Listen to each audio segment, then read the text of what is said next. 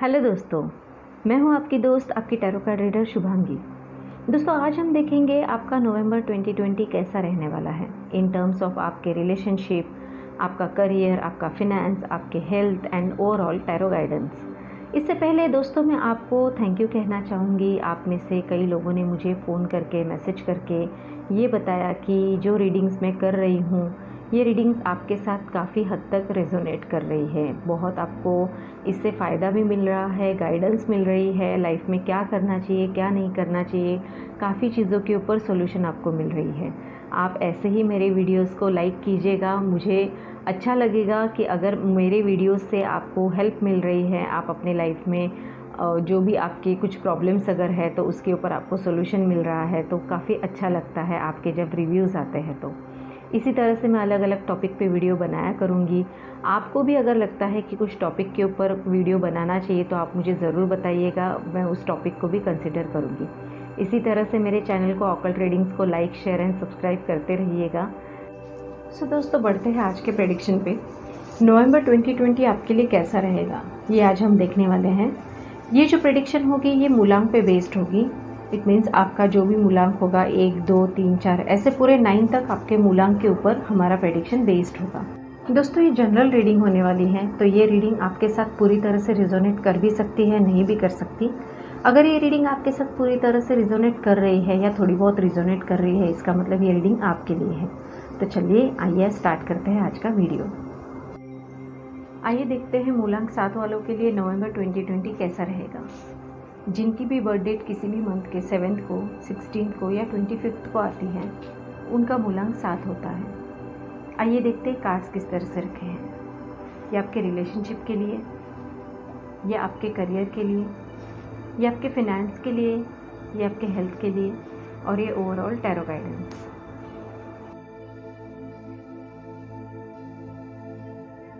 मूलांक 7, आप रिलेशनशिप में ऐसा लग रहा है कुछ आप डिसीजन लेना चाहते हो, कुछ आप किसी चीज़ के ऊपर सोचना चाहते हो, क्या करना है क्या नहीं, किस तरह से करना है, कोई काम है, कोई डिसीजन है तो वो लेना चाहते हो। तो यहाँ पे आपको जैसे आपका इंट्यूशन पावर स्ट्रांग है तो इंट्यूशन से आप अपना डिसीजन ले लो। जो भी आपने देखा होगा, हर एक पॉइंट पे आपको सोचना पड़ेगा। अगर आप कोई इम्पोर्टेंट डिसीजन ले रहे हो तो हर एक का पर्सपेक्टिव आपको समझना पड़ेगा, सोचना पड़ेगा और फिर आप डिसीजन ले सकते हो। तो यहाँ पे जो भी आपको आपके इंट्यूशन में आ रहा है, आपको ऐसा लग रहा है कि सामने आपके पार्टनर के साथ आपको टाइम स्पेंड करना है, आपके पार्टनर के साथ आपको एक्स्ट्रा टाइम देना है, या कुछ चीज़ें कन्फ्रंट करनी है, या कुछ चीज़ों के बारे में डिस्कशन करना है, तो ये कुछ जो इम्पोर्टेंट चीज़ों का डिसीजन है ना, ये लेने का सही समय आपको आ गया है यहाँ पे। फिर वो चाहे आपके पार्टनर के साथ हो या और किसी के साथ हो, या पार्टनर के साथ आपको डिस्कस करना हो, तो ये अच्छा टाइम पीरियड है जहाँ पे आप ये चीज़ें कर सकते हो।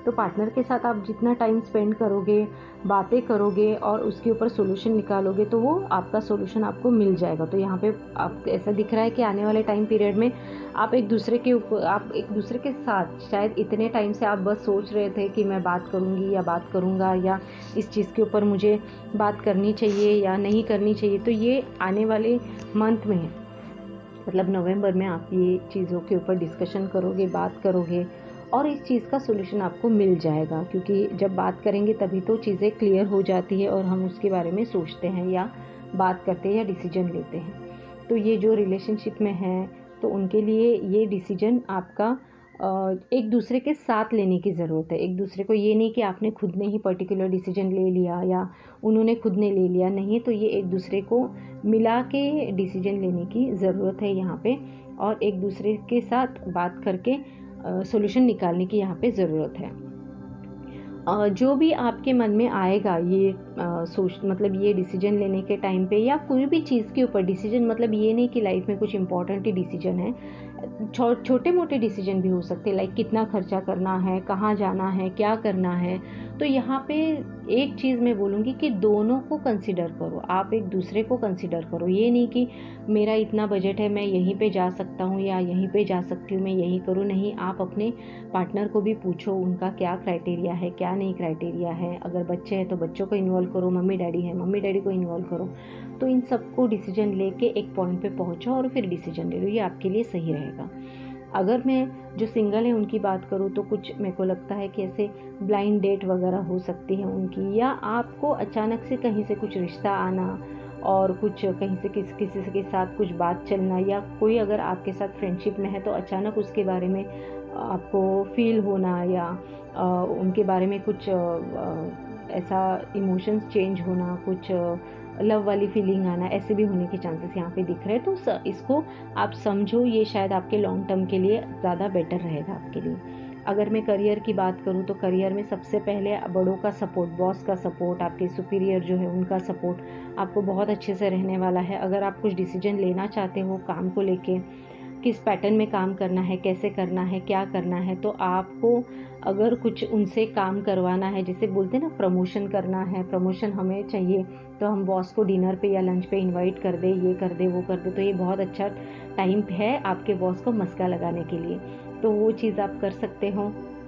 आप अपने क्लाइंट के साथ भी ये चीज़ कर सकते हो। आपके क्लाइंट से मतलब किसी भी तरीके से आप अपना वर्क या फिर आपका करियर जो है ना वो इम्प्रूव कर सकते हो, क्योंकि यहाँ पे ना एक डिस्कशन, एक सपोर्ट बहुत अच्छा मिलने वाला है आपको। तो क्लाइंट को भी आप अच्छे से अगर ट्रीट करते हो, अच्छे से बात करते हो, अच्छे से उनके साथ मीटिंग कर लेते हो, तो आपके काम होने के चांसेस भी बहुत अच्छे से यहाँ पे दिख रहे हैं मुझे। तो ये ग्रोथ दिखा रहा है। तो ग्रोथ आपकी मीटिंग से, डिस्कशन से और सपोर्ट से आगे चलने वाला कार्ड आया है आपको। तो ये वैसे आपको ग्रोथ दिलाएगा आपके करियर में। अगर मैं फाइनेंस की बात करूँ तो काम करते रहना है आपको, जैसे आपको रोलिंग करते रहना है, आपका फाइनेंस चलता रहेगा और आपको ऐसे अभी बड़ा प्रॉफिट नहीं, लेकिन क्या है ना हम लोग छोटा छोटा जैसे ये करते हैं, छोटे छोटे लेवल पे मनी जमा करते हैं तो फिर उसको बड़े लेवल पे वो बन जाता है। तो ये ऐसा ही टाइम पीरियड है। अभी बस आपको आपका काम करते रहना है, आने वाले टाइम पीरियड में आपको इसका फ्रूट खाने मिल जाएगा। तो ये फाइनेंस के लिए भी अच्छा कार्ड है कि आपका काम चलते रह रहा है, मतलब मिल रहा है आपको काम, आप काम कर रहे हो और काम कर करके आप अपना फाइनेंस को बड़ा करने की कोशिश कर रहे हो। अगर मैं हेल्थ की बात करूँ तो हेल्थ में भी आपको यहाँ पे आपकी हेल्थ तो वैसे नॉर्मल अच्छी ही है, लेकिन अगर कहीं पे कुछ प्रॉब्लम्स अगर लगती है आपको कि कुछ करना चाहिए, डॉक्टर को दिखाना चाहिए, बात करनी चाहिए, तो वो चीज़ आपको करना ज़रूरी है यहाँ पे। और उस चीज़ को इग्नोर मत करो और जो भी अपनी हेल्थ है वो हेल्थ का ख्याल रखो। हेल्थ के लिए अच्छा कार्ड आया है आपको, हेल्थ की कोई दिक्कत नहीं है। और अगर दिक्कत है तो उस चीज़ की जड़ पे जाओ, ये नहीं कि ऊपर ऊपर उसको सॉल्व कर दिया। वो क्या है क्या नहीं उसको देखो। जैसे अगर किसी को कुछ बुखार उखार आया तो फिर वो कंटिन्यू आ रहा है क्या, या मेडिसिन लेने के बाद भी आ रहा है क्या, तो उस चीज़ को आपको थोड़ा सा ध्यान देने की ज़रूरत है, उसको इग्नोर नहीं करो। अगर मैं टैरो टिप की या टैरो गाइडेंस की बात करूँ तो टैरो गाइडेंस आपको यही कह रहा है कि इमोशंस में ज़्यादा मत बहो।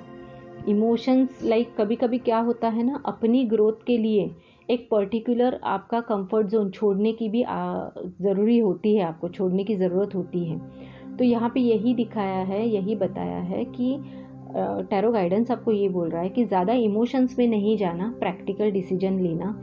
और मैं अगर टैरो टिप की बात करूँ तो टैरो टिप भी आपके लिए यही है कि एक लेवल तक इमोशंस ठीक है, लेकिन उसके बाद आपको प्रैक्टिकली डिसीजन लेना है, स्पेशली अगर ये आपके बेहतरी के लिए हो, अगर आपके ये प्रोग्रेस के लिए हो।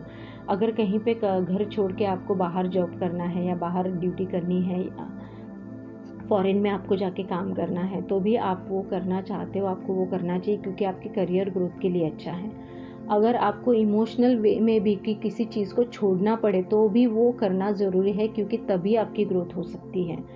डिसीजन थोड़ा हार्श हो सकता है लेकिन आपके बेहतरी के लिए है वो। शायद आपके साथ वालों की जो भी लाइफ है ये आपके डिसीजन के ऊपर डिपेंड करती है, तो आप अपने साथ साथ उनके भी लाइफ का डिसीजन, आपको उनके भी लाइफ के बारे में आपको सोच के डिसीजन लेना पड़ेगा। लेकिन आप अगर बेहतर के लिए, जैसे अपने अच्छे के लिए अगर किसी चीज़ को छोड़ के आगे जाना पड़ता है तो वो डिसीजन गलत नहीं है। ये भी आपको समझना पड़ेगा कि इमोशंस है, एक अटैचमेंट है, ये आपकी जॉब के लिए भी हो सकता है कि कहीं पे अभी समझो कि मेरा स्टाफ के साथ बहुत अच्छा रिलेशनशिप है लेकिन मुझे पेमेंट कम है और दूसरे ऑफिस में मुझे पेमेंट ज़्यादा मिल रही है, तो मुझे मेरे ग्रोथ के लिए वो स्टाफ को छोड़ के दूसरी कंपनी ज्वाइन करना ज़रूरी है क्योंकि मुझे वहाँ पे मेरी प्रोग्रेस दिख रही है। सेम मैं आपको आपके रिलेशनशिप के साथ भी कहूँगी। ये एक जनरल रीडिंग है, इसके लिए मैं पर्टिकुलर सिचुएशन के ऊपर बात नहीं कर रही हूँ, specially in terms of emotions. लेकिन यस, ये चीज़ों को आपको ध्यान रखना है कि कहीं पर अगर आपकी प्रोग्रेस के लिए अगर आपको कुछ अच्छी चीज़ें या आपका कंफर्ट जोन छोड़ना भी पड़े तो आप छोड़ सकते हो, आपको छोड़ना चाहिए, बाकी डिसीजन आपका है। ये था आज का रीडिंग नवंबर 2020 के लिए। दोस्तों मुझे ज़रूर बताना आपको ये वीडियो कैसा लगा। अगर आपके कुछ सजेशंस हो और कोई टॉपिक के ऊपर अगर आप वीडियो देखना चाहते हो तो वो भी मुझे ज़रूर बता दीजिए। आपको अगर पर्सनल कंसल्टेशन करनी है तो नीचे डिस्क्रिप्शन बॉक्स में दिए गए नंबर पे आप मुझे कांटेक्ट कर सकते हो। मैं मिलूँगी आपको नेक्स्ट वीडियो में। Till then stay healthy, stay safe, keep smiling, bye.